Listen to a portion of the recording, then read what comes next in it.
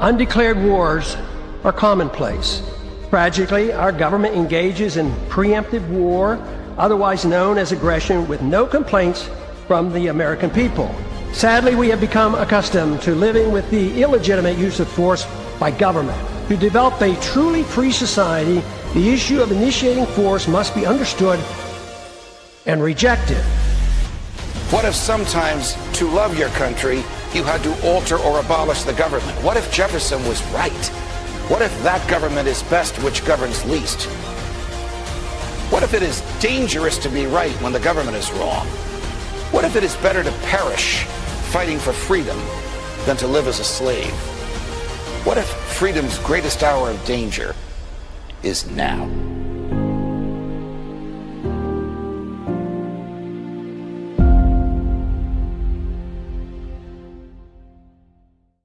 Hi, everyone. Judge Andrew Napolitano here for Judging Freedom. Today is Wednesday, January 21st, 2026. Professor Jeffrey Sachs joins us now. Professor Sachs, thank you very much. I want to talk to you about what we've characterized as diplomacy by insult.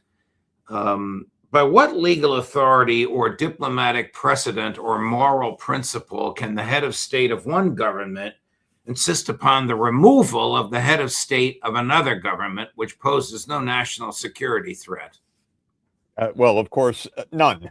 And we even have a treaty, the UN Charter, which explicitly rejects the use of force or the threat of the use of force against another country. That's the core of international law, which, of course, our president has fully and explicitly repudiated. They've declared that this is the rule of the mighty and that they're not bound by anything but the president's mind himself.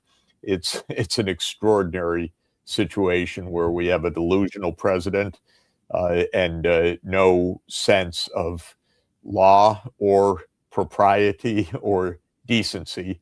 And the president spouts off at any moment, at any time, against anybody. And it's one large whining sense of aggrievement that everyone's cheating him. Everyone's cheating the United States. Everyone is taking advantage. It's an incredible long whine, like a 3-year-old. This is what we have right now. Can anybody look at him seriously after, Chris, I think we have this as a full screen, President Trump's email to the Prime Minister of Norway. There it is. Dear Jonas, considering your country decided not to give me the Nobel Peace Prize for having stopped 8 wars plus, I no longer feel an obligation to think of peace, although it will always be predominant, but can now think about what is good and proper for the United States of America. Denmark cannot protect that land. He's referring to Greenland from Russia or China. There's no sense reading the rest of it. The insulting part was the part that I read. How could anybody look at him seriously after that? I think we've known 3 things. One, the United States chronically misbehaves. It overthrows governments. It makes wars on false pretenses. That's the long, deep situation. Second, we've known that Trump will make threats and repeated threats all over the place.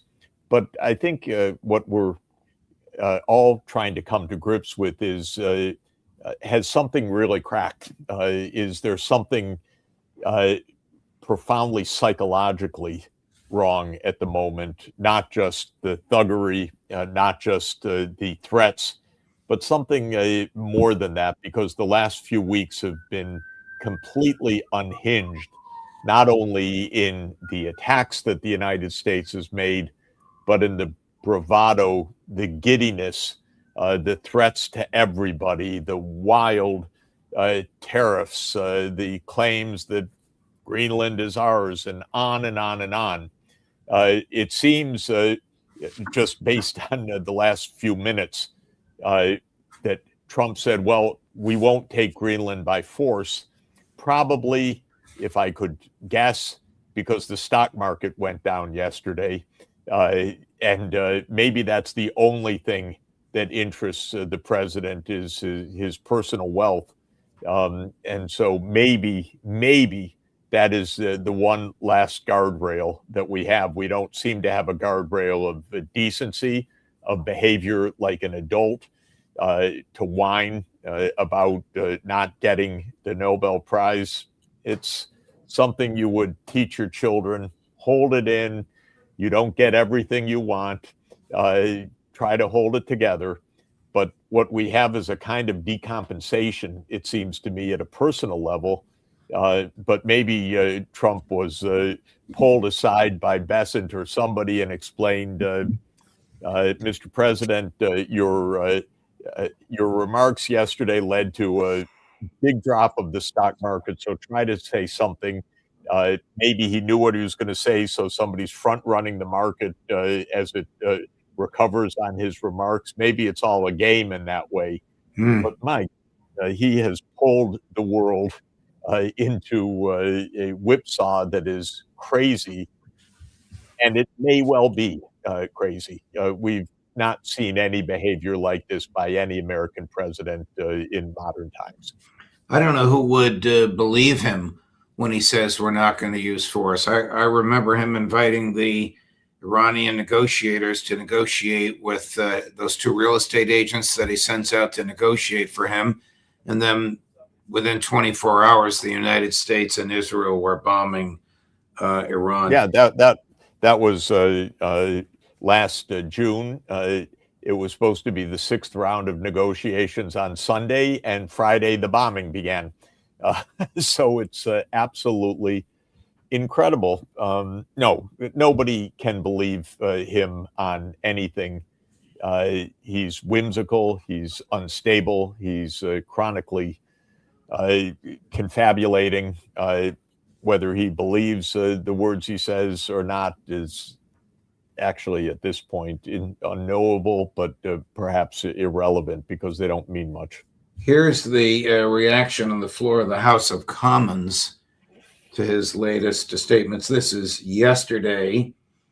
This is a leading member of Prime Minister Starmer's party. He's not exactly Anthony Wedgwood Benn pleading for the plight of the Palestinians. He doesn't have that passion, but it's very clear what his point is. Chris, cut number 16. Madam Deputy Speaker, President Trump is acting like an international gangster, threatening to trample over the sovereignty of an ally, threatening the end of NATO altogether, and now threatening to hit our country and 7 European allies with outrageous, damaging tariffs unless he gets his hands on Greenland. The President of the United States is attacking our economy, our livelihoods, and our national security.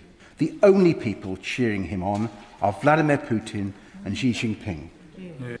We have to finally be clear-eyed about the sort of man Trump is and treat him accordingly. He is a bully. He thinks he can grab whatever he wants using force if necessary. And he is corrupt. The most corrupt president the United States has ever seen. So there are only 2 ways of getting him to back down: bribing him with a new jet perhaps, or a few billion in his crypto account, or standing up to him like we would with any other bully. I mean, is that going to animate Great Britain or the remainder of NATO or the EU to do something other than just roll over? I want to say something a little bit as background. Britain is a bully. A lot of the Europeans complaining are bullies. Yes. They've all been complicit in the genocide in Gaza. They stand mute when the U.S. and Israel bomb Iran. They play all sorts of games.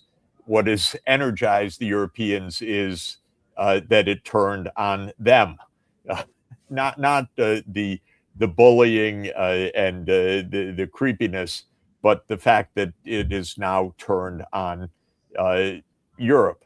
Now, of course, I agree in substance, it is grotesque what Trump has been saying, what he's doing, what he's threatening. I think it's brazenly unconstitutional, brazenly illegal.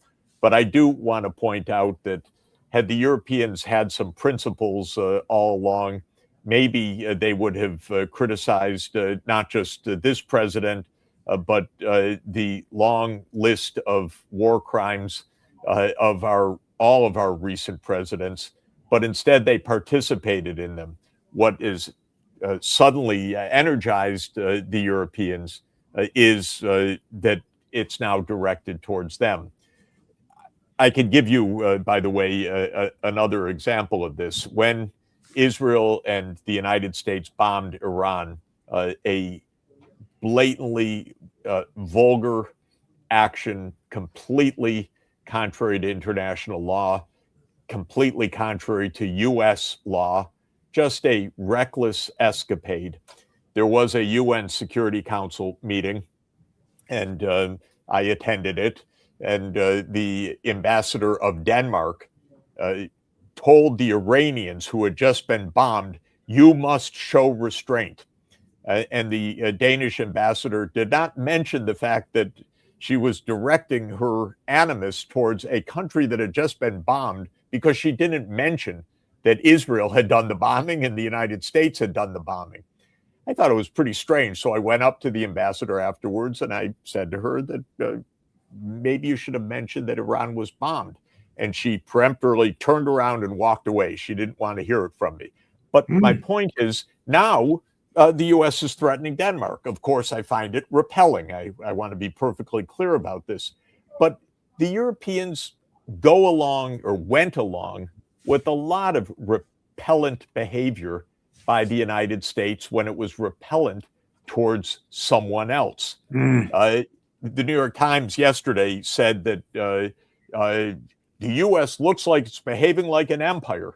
And I just had to chuckle and grimace in a way. It's been behaving like an empire for decades, but against the Palestinians or against the Iranians or against the Sudanese or against the Libyans. That doesn't count until it's against the Europeans. So we should also wake up. The British should wake up. Everybody should behave themselves.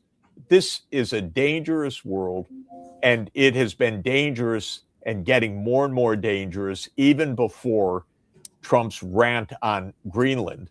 Now the Europeans are worried because it's directed towards them. They should have been worried a long time ago.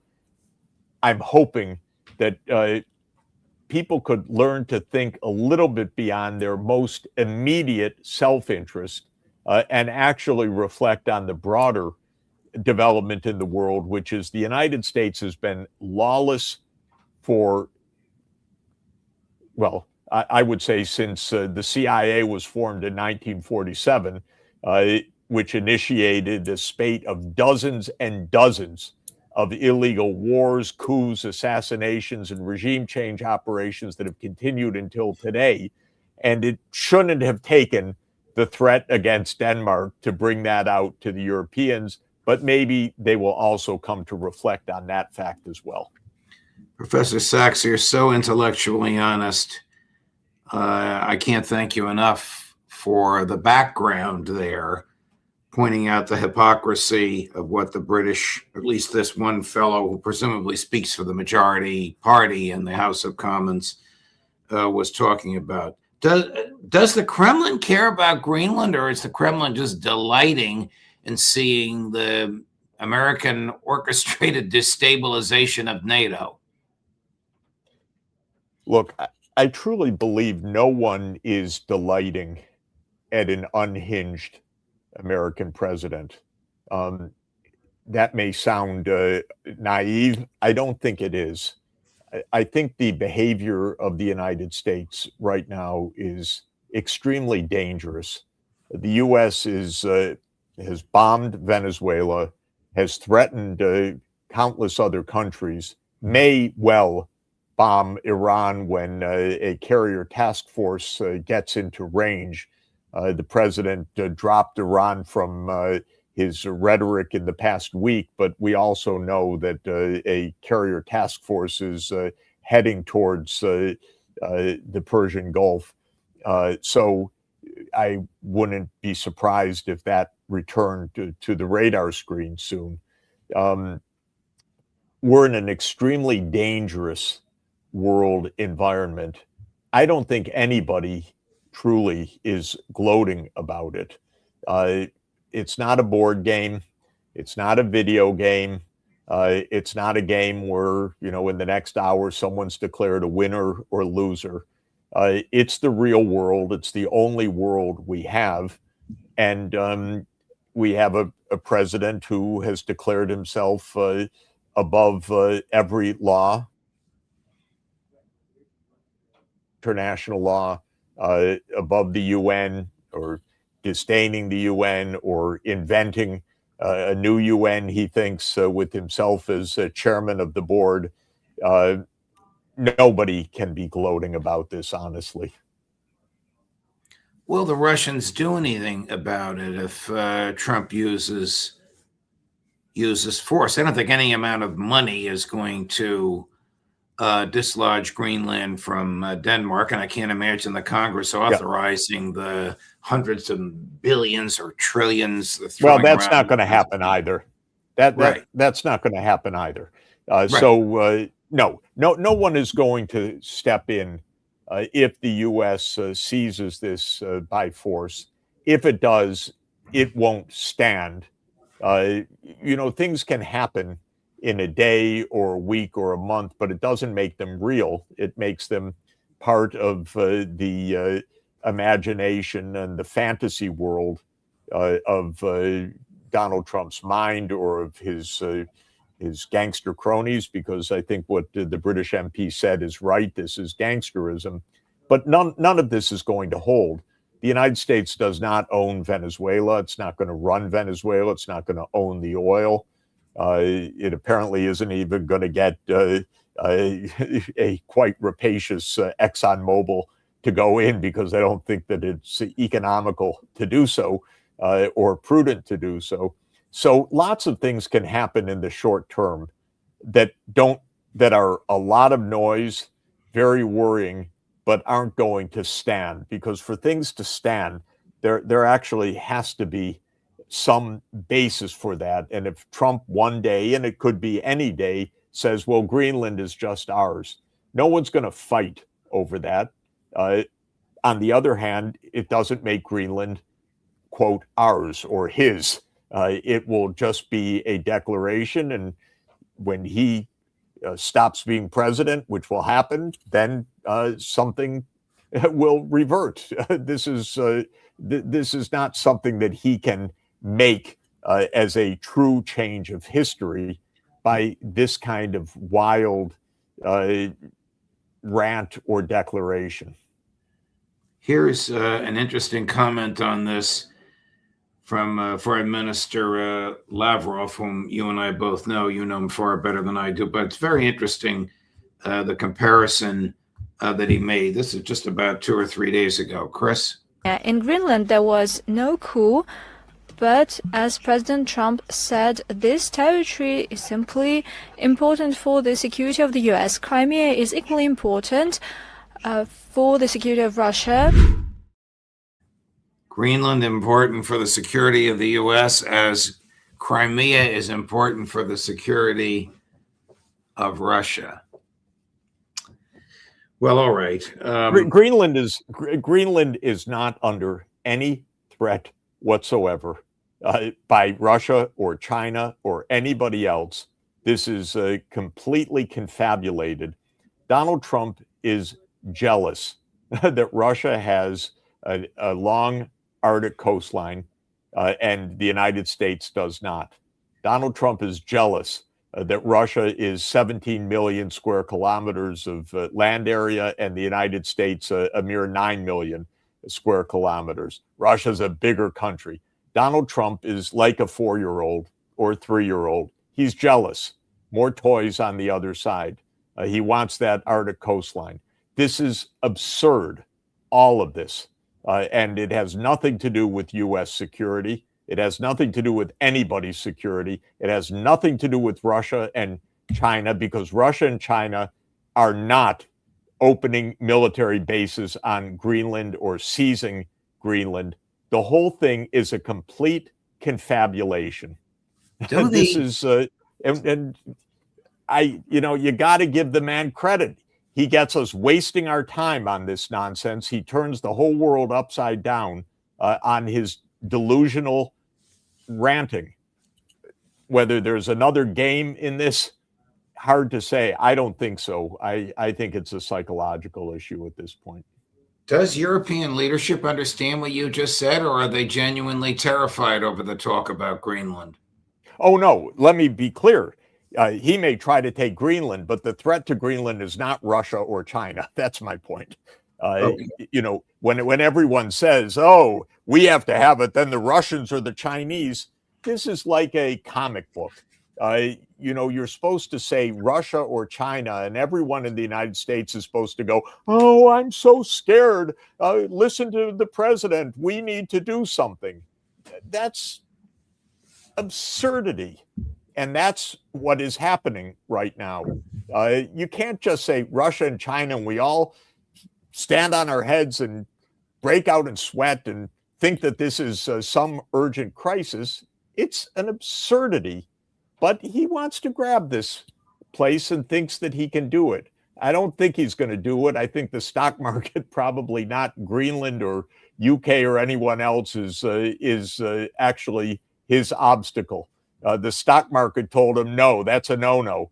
We're going down, the biggest drop in recent months. You continue this, it's going down further. Then he got afraid. That, I think, is probably what happened in the last 24 hours. Here's an interesting clip from a person we don't usually cite on foreign affairs because he's an American governor, but he's the governor of California. It is known that he wants to try and succeed Trump. Some very interesting words from him on this. Chris? Do you have a message for Europeans who are concerned about the messages from the White House around Greenland this week? Yeah, it's time to buck up. It's time to get serious and stop being complicit. It's time to stand tall and firm, have a backbone. I've seen this in the United States, the supine Congress playing both sides, say one thing on a text or a tweet, another publicly. It's time to have principles. It's time to stand tall and strong. Does that mean responding with tariffs? It's time to stand united. You make that determination. I don't make that determination. But when you say standing tall, what do you mean? Just, I can't take this complicity. People rolling over. I should have brought up a bunch of knee pads for all the world leaders. I mean, handing out crowns and this is pathetic. Nobel Prizes that are being given away. It's just pathetic. And I hope people understand how pathetic they look on the world stage. At least from an American perspective, it's embarrassing. So what should Europe be doing? You should decide, the Europeans should decide for themselves what to do. But one thing they can't do is what they've been doing. And they've been playing. Pretty good comments, Jeff. Oh, my God. I went back to a speech I gave a year ago in February in the European Parliament to recall what I had said. And I told them last February, you need a foreign policy because you're going to face the threat of an invasion from the United States. And I think they must have thought I was a little off my rocker. And I said, no. Donald Trump he's going to threaten to invade Greenland. And he's not joking. And you better get serious about this. Of course, I don't think they did get serious about this until the last few days. But this was already, at least to me, and to, I think if people had been watching it closely, this was clear. This was 11 months ago in February 2025. So yes, the Europeans have made a huge mistake, which is to go along with the United States on everything, thinking somehow that this is their security. And as I said, they have gone along with every illegal action of the United States as long as it didn't apply directly to them. And I and others have recalled the words of President John F. Kennedy in his inaugural address in January 20th, 1961, when he said that those who would ride on the back of the tiger often find themselves inside afterwards. In other words, if you think you can ride on the back of this kind of viciousness, you can be the next meal. And the Europeans have thought all along, we won't say anything about the bombing in Iran. We won't say anything about the Gaza genocide. We can forget the U.S. Engagement in the coup in Ukraine in 2014. We can forget the U.S. promise not to expand NATO. We can forget the U.S. CIA plot to overthrow the Syrian government, and on and on and on. That was all fine, but Denmark, now we're afraid. So this is basically, yes, Europe needs a foreign policy, but it doesn't need a hypocritical foreign policy. It needs a real foreign policy that honestly understands the U.S. is a threat. It also has to understand that Europe should be having diplomacy with Russia. It was led into this conflict by the United States to take Ukraine for the U.S. Now the U.S. has abandoned that cause and left Europe with a war that they truly don't understand. So all of this is to say Europe is really profoundly confused. Gavin Newsom is right in what he said. And so far, we don't have European leaders that are saying almost anything clearly. By the way, one thing to add, kudos to Mark Carney, the Prime Minister of Canada, yes, who did something extremely important. Actually, two things important in the last week. One is he went to China and had true diplomacy with the Chinese government, not fear mongering, not stupid claims against China, but actually grown up discussions and arrived at serious, mutually beneficial arrangements with China. Big kudos for Mark Carney for doing that. Because the United States can't figure out how to do that. Europe can't figure out how to do that. Then he went to Davos and gave a very fine speech yesterday saying, indeed, we are in a lawless environment. He did not name the United States, but it was absolutely clear what he was talking about. And he said, we have to get serious so that this does not get out of hand. So we have at least one statesman on the world scene right now, the Prime Minister of Canada, and we need as many as we can get. One last clip to make you smile, and then we'll call it quits. Former Member of Parliament George Galloway. Okay. It is unable to join the more gung-ho members of NATO. That's relative, of course. The French sent 15 soldiers. The Germans sent 15 soldiers and then quickly withdrew them. The British have sent one soldier. That's right, one soldier. They can't join the more gung-ho Europeans because Britain is an American-occupied country. And we're occupied by American military bases. They're called Royal Air Force bases, but you won't find the king saluted in them. All of my lifetime, we've been told the Russians were coming. The Russians were about to invade Europe, and we had to spend like billio on military hardware. We had to possess nuclear weapons because the Russians were coming. And as it turns out, it's the Americans that are coming, and the Russians have no interest in the matter whatsoever. It's enough to make a horse laugh. It certainly got me laughing. Only George can put it that way. There you go. He said it well. Yes. Yes. Thank you, Professor Sachs. Thanks so much for your deep, granular analogy of all this. Much appreciated. Safe travels, and we'll look forward to seeing you next week. See you next week. Thanks a lot. Thank you. Coming up later today at 11 this morning, Aaron Mate. At 1 this afternoon, Professor Glenn Deason. And maybe, if internet problems can be resolved, at 3 this afternoon, Phil Giraldi. Judge Napolitano for Judging Freedom.